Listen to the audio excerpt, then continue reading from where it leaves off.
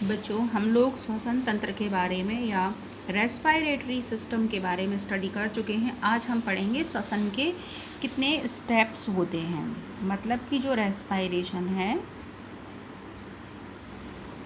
तो रेस्पिरेशन के क्या स्टेप्स होते हैं।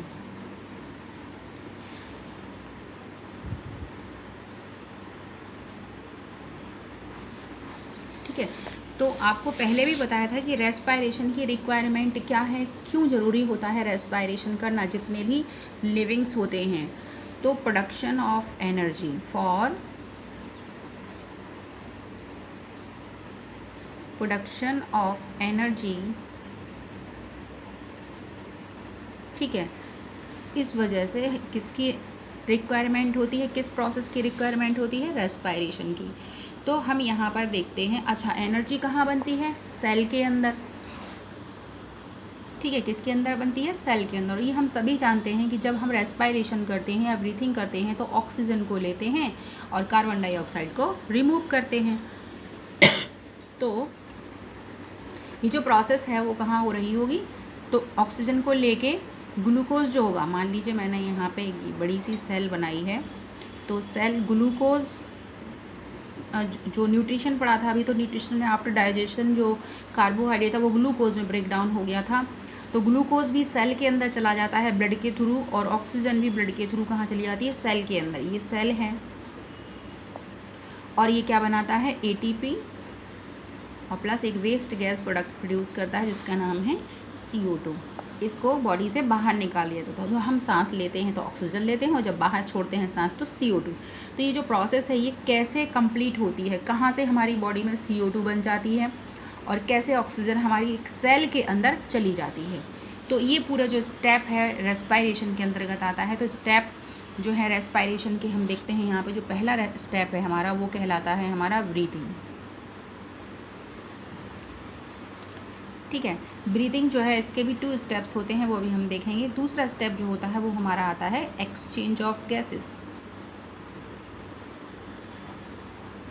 या गैसियस एक्सचेंज भी कह सकते हैं इसको। ठीक है, और तीसरा जो होता है वो कहलाता है सेलुलर रेस्पिरेशन। ये 3 स्टेप जो हैं इसके अंतर्गत ये पूरी की पूरी जो हमारी रेस्पिरेशन है वो कंप्लीट हो जाता है। किसी किसी बुक में 4 स्टेप दिए गए हैं, जैसे इसके 2 स्टेप होते हैं इसके एक्सचेंज ऑफ गैसेस के, एक्सटर्नल रेस्पिरेशन और इंटरनल रेस्पिरेशन। तो किसी किसी बुक में क्या है कि ये चीज़ ना लिख करके 1 2 3 4, तो इस तरीके से उसके 4 स्टेप हो जाते हैं। तो हम यहाँ पर देखते हैं, हम सबसे पहले पढ़ेंगे ब्रीथिंग। ये ना पढ़ करके हम एक पहले समझ लेते हैं क्राइटेरिया कि किस तरीके से ऑक्सीजन बॉडी में जाती है, कैसे बाहर निकलती है, फिर हम आपको स्टेप बताएंगे कहाँ पर कौन सा स्टेप हो रहा है। देखो ये नोज़ है, ठीक है, ये नोज़, तो नोज़ से एयर जाएगी, नेज़ल कैविटी है, क्या बन गई, नेज़ल कैविटी। नेज़ल कैविटी जो है वो फेरिंग्स के थ्रू कहाँ खुलती है, फेरिंग्स के थ्रू यहाँ पर आगे चल के ये क्या हो जाती है, 2 पार्ट में डिवाइड हो जाती है। ये 2 पार्ट में डिवाइड हो गई। ये वाला तो बन जाता है फूड पाइप और ये बनाता है विंड पाइप। तो यहाँ पर लैरिंग्स होगा और आगे चल के ट्रैकिया, और ट्रैकिया जो है चेस्ट में जा कर के 2 पार्ट्स में फिर से डिवाइड होती है, जिसे हम ब्रोंकाई कहते हैं। और यहाँ पर ये लंग्स में अंदर एंटर कर जाती है। यहाँ तक हम पढ़ चुके थे लास्ट क्लास में। अब यहाँ पर ऑक्सीजन जाएगी अंदर, यहाँ फिल होगी, और यहाँ पर क्या होती है, एल्वोलाई पाए जाते हैं, बहुत सारे बैलून लाइक स्ट्रक्चर पाए जाते हैं एल्वोलाई, जिसके अंदर O2 फिल होती है। तो अब ये क्यों कहा आपने कि डायरेक्टली, ये कह सकते हो आप कि यहाँ से जो एयर है वो डायरेक्ट कहाँ चले जाए, लंग्स में भर जाए और लंग्स से चली जाए सेल के पास।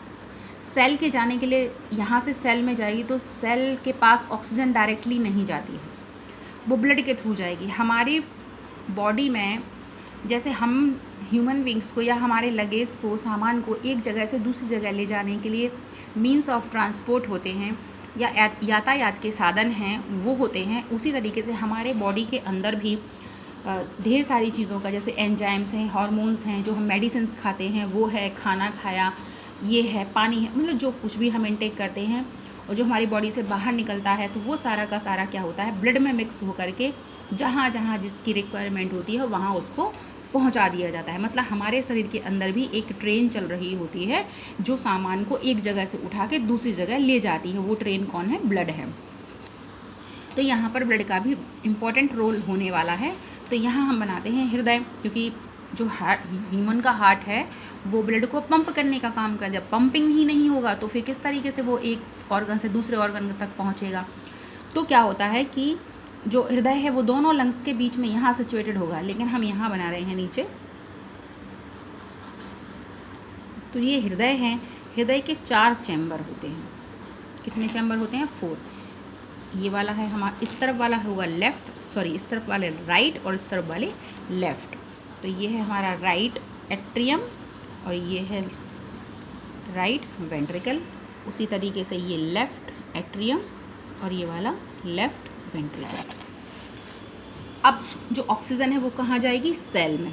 और सेल क्या है? हमारी बॉडी में पाई जाती है, या टिश्यू जो होते हैं वो सेल से मिलकर बने होते हैं। तो यहाँ मान लीजिए मैं बनाती हूँ, हैंड बना दूँ,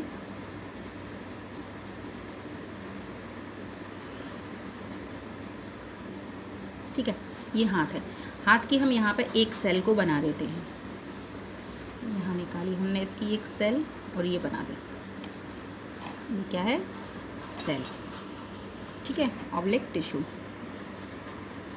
ये सेल है। अब इस सेल को क्या चाहिए?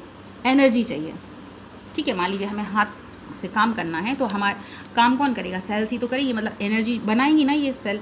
तो इसको एनर्जी बनानी है, तो एनर्जी के लिए इसको क्या चाहिए? ग्लूकोज।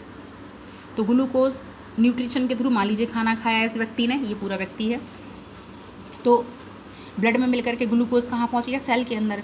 अब ग्लूकोज अकेले तो एनर्जी बना नहीं लेगा, इसको क्या चाहिए? ऑक्सीजन चाहिए।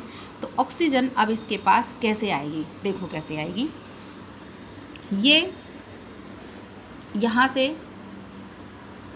एयर में ऑक्सीजन है, ठीक है, तो यहाँ से गई एयर और यहाँ से होते हुए जो एल्वोलाई के अंदर आ गई, यहाँ आ गई ऑक्सीजन, ठीक है, आ गई।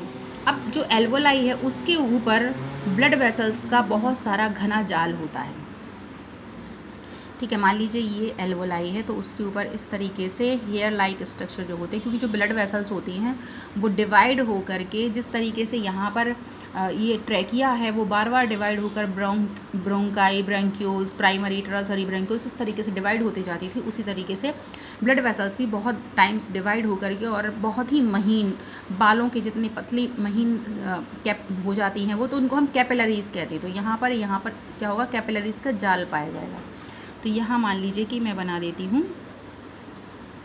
ये बनाई कैपिलरी, ठीक है, ये कैपिलरी है। तो कैपिलरी में क्या होगा? अब इसको नीड है किसकी? ऑक्सीजन की। तो ऑक्सीजन कहाँ आ जाएगा? यहाँ पर ऑक्सीजन ये चला गया,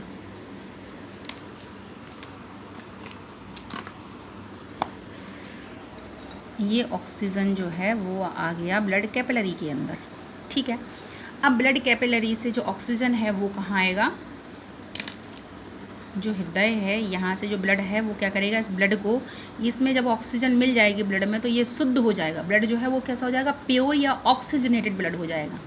अब ये कहाँ आ जाएगा? इस पार्ट में आएगा ब्लड। और जो प्योर ब्लड होता है वो कैसा होता है? रेड कलर का। तो मैं इसको रेड कर दूँ, ठीक है। यहाँ से कहाँ आएगा? वेंट्रिकल में। और वेंट्रिकल से एक जो यहाँ से ब्लड वेसल निकलेगी और उससे कहाँ चला जाएगा? हाथ में, या हाथ की सेल में चला जाएगा। टेढ़ा बन गया, ठीक है। तो इस तरीके से जो ब्लड है वो कहाँ पहुँच गया? सेल के पास पहुँच गया। अब यहाँ से ऑक्सीजन कहाँ आ गई? सेल के पास, इसके पास ऑक्सीजन आ गई। चलो, इसने इसको ब्रेक डाउन किया और क्या बना लिया? ATP। बहुत खुश हो गई है सेल। क्या बना लिया इसने? ATP बना लिया। क्या बनाया इसने? ATP। और CO2 बनाया साथ में। क्या बनाया? CO2। CO2 इस सेल के लिए कचड़े का जैसा है, तो ये इसको यहाँ से हटाएगा। तो हटाने के लिए ये क्या करेगा, जो ब्लड वेसल है ये वाली आगे चलेगी, आगे जाएगी ब्लड वेसल, तो ये इसमें CO2 या हम इसको यहाँ से ले जाएं,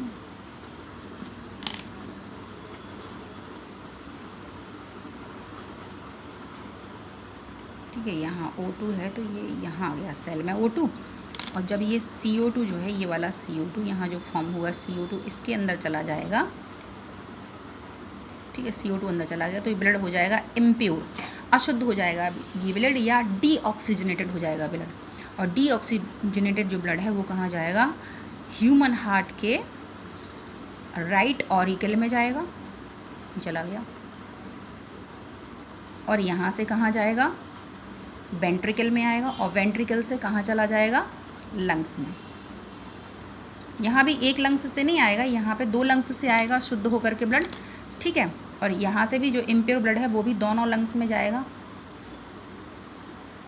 इम्प्योर ब्लड जा रहा है, ये इम्प्योर ब्लड का मतलब क्या है, यहाँ पे CO2 ज़्यादा है, इसमें CO2 गई। अब CO2 जाएगी तो ये इसकी एल्वोलाई है, ये ब्लड वेसल है, ये ब्लड वेसल है, इसके अंदर CO2 है, तो CO2 को क्या करेगा, यहाँ छोड़ देगा, और ऑक्सीजन को ये फिर ले लेगा। ऑक्सीजन को जब ले लेगा तो फिर से ये जो प्रोसेस हो रही थी ना, ये वाली प्रोसेस होने लगेगी, और ऑक्सीजन इस तरीके से ये जो चक्र है वो कंटिन्यू, या साइकिल है वो कंटिन्यू चलती रहती है कि CO2 जो होती है किस तरीके से वो हृदय में, हृदय से लंग्स में, और जो लंग्स में यहाँ एल्वोलाई में चली जाती है CO2, तो वो CO2 क्या होती है, यहाँ से बाहर निकाल दी जाती है, CO2 बाहर निकाल दी जाती है। तो ये इतनी लंबी जो प्रोसेस है उसको ही हम क्या कहते हैं, रेस्पायरेशन है, ये रेस्पायरेशन है। अब इसको 4 स्टेप में डिवाइड किया गया है। अब इसमें हम देखते हैं कि कहाँ कौन सा स्टेप कंप्लीट हो रहा है। तो देखो यहाँ पर सबसे पहले क्या हो रहा है, ऑक्सीजन कहाँ जा रही है, एल्वोलाई के अंदर जा रही है, या एयर जा रही है कहाँ, ऑक्सीजन के अंदर, सॉरी एयर जा रही है कहाँ, एल्वोलाई के अंदर जा रही है, और यहाँ से एल्वोलाई में ही CO2 यहाँ से पहुँच गई है, तो CO2 भी यहीं से बाहर निकल रही है। तो इतने पार्ट से, मतलब ऑक्सीजन को, सॉरी एयर को नोज़ से लेकर के एल्वोलाई तक या वायु कोश तक पहुँचाने की जो प्रोसेस है उसे हम कहते हैं, इतने पार्ट को ब्रीथिंग, क्या कहते हैं, ब्रीथिंग। अब ब्रीथिंग जो है उसके 2 स्टेप होते हैं, एक तो होता है एक्सहेलेशन और एक होता है इनहेलेशन,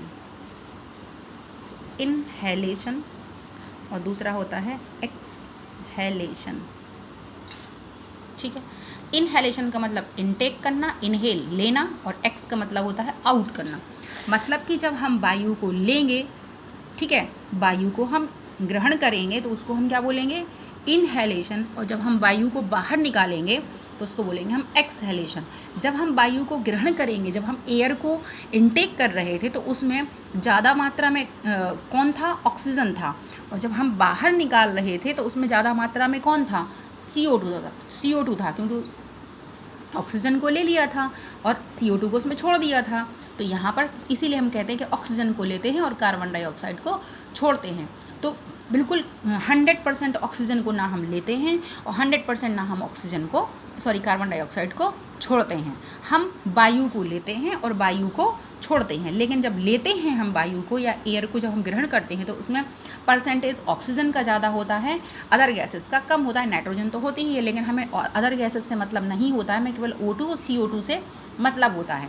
तो जब हम लेते हैं ऑक्सीजन तो एयर में जो O2 है वो कितनी होती है, 21%, और CO2 कितनी होती है, 0.03% होती है। तो हम ऑक्सीजन ले रहे हैं और जब छोड़ते हैं तो ऑक्सीजन हमारी कम परसेंट में और छोड़ने में CO2 का परसेंट बढ़ जाता है, इस तरीके से। तो यहाँ से यहाँ तक जाने की जो प्रोसेस है उसको हम क्या कहते हैं, ब्रीथिंग कहते हैं। मतलब लेना इनहेलेशन, बाहर छोड़ना एक्सहेलेशन। अब हमारा दूसरा है एक्सचेंज ऑफ गैसेस। तो एक्सचेंज ऑफ गैसेस के 2 पार्ट्स हैं, मतलब एक्सटर्नल रेस्पायरेशन और इंटरनल। मतलब यहाँ पर देखो, हमने एक एक्सचेंज ऑफ गैसेस आपको यहाँ पढ़ाया है। यहाँ पर ऑक्सीजन आ रही है और कार्बन डाइऑक्साइड यहाँ जा रही है, ठीक है। CO2 जा रही है, मतलब इसमें दिखाया था हमने CO2 जा रही है। तो एक एक्सचेंज ऑफ गैसेस यहाँ हो रहा है और एक एक्सचेंज ऑफ गैसेस यहाँ हो रहा है ना। तो यहाँ पर किस किस के बीच हो रहा है एक्सचेंज ऑफ गैसेस, किस किस के बीच हो रहा है? ये क्या है? एल्वियोलाई, और ये क्या है? Blood capillary. ठीक है, ब्लड कैपिलरी है। तो जब exchange of gases alveoli plus blood capillary के बीच होता है तो इसको हम बोलते हैं एक्सटर्नल रेस्पायरेशन। ठीक है, तो एक्सटर्नल रेस्पायरेशन हो गया। अब एक और गैसेस ऑफ एक्सचेंज हो रहा है, यहाँ पर हो रहा है ना, यहाँ पर ये वाला एक्सचेंज हो रहा है। ये इधर से ये O2 आ रही है और CO2 यहाँ पर छोड़ी जा रही है। तो ये वाला जो एक्सचेंज ऑफ गैसेस है इसको बोलते हैं हम इंटरनल रेस्पायरेशन। ठीक है, इंटरनल रेस्पायरेशन हो गया। अब यहाँ पर क्या बचा? देखो, ब्रीथिंग हो गया, इनहेलेशन एक्सहेलेशन हो गया।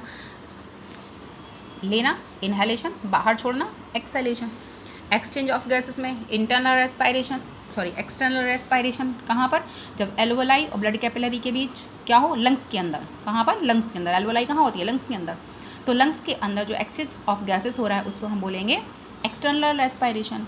और जब हम सेल के अंदर या टिश्यू के अंदर एक्सचेंज ऑफ गैसेस हो रहा होगा उसको बोलेंगे इंटरनल रेस्पायरेशन। अभी कौन बचा है? एक स्टेप बचा है, सेलुलर रेस्पायरेशन। तो अभी आपको यहाँ बताया था कि जब इसके पास ऑक्सीजन आ जाती है, ठीक है, तो ये ऑक्सीजन ग्लूकोज को तोड़कर एटीपी बनाती है, एटीपी बनाती है और साथ ही क्या प्रोड्यूस करती है? CO2। तो ये जो प्रोसेस होगी, इसके अंदर जो प्रोसेस होगी उसको हम बोलते हैं सेलुलर रेस्पायरेशन। ठीक है, तो इस तरीके से ये प्रोसेस चलती रहती है। अब जो गैसेस का एक्सचेंज है वो कैसे हो जाता है? तो हमने आपको पिछली क्लास में बताया था कि higher concentration to lower concentration जो होते हैं वो मॉलिक्यूल्स मूव करते हैं, उसको हम डिफ्यूज़न करते हैं। तो बाय डिफ्यूज़न ये होता है। तो जो हमने भी आपको बोला कि एयर है, एयर में O2 कितने परसेंट थी? 21%। और CO2 कितनी थी? 0.03%। 21% लिखा है ये। ठीक है, जबकि जो ब्लड आएगा यहाँ से, जो इम्प्योर डीऑक्सीजनेटेड ब्लड आएगा, तो ऑक्सीजन तो यहाँ सारी चली जाएगी, मतलब यहाँ से 100% नहीं जाती है, लेकिन यहाँ से चली जाती है पूरी 100% और CO2 छोड़ दी जाती है। तो ये जो ब्लड है अब इसमें क्या आ गया है? ज़्यादा मात्रा में क्या है? CO2 ज़्यादा है। तो CO2 को यहाँ रिमूव, CO2 बाहर निकल जाती है। इस तरीके से ये प्रोसेस कंटिन्यू चलती रहती है। तो ये सारे के सारे आपके क्या हो गए हैं? स्टेप ऑफ रेस्पायरेशन है। अब इनको एक एक करके हम थोड़ा डीपली पढ़ेंगे। अभी एक तुम्हें बता दिया है, एक मोटा मोटा आइडिया लगा दिया गया है कि किस तरीके से ये होता है। इसमें केवल हमें ज़्यादा नहीं पढ़ना, हमें सेलुलर ये थोड़ा सा पढ़ना है और ये थोड़ा सा पढ़ना है बस।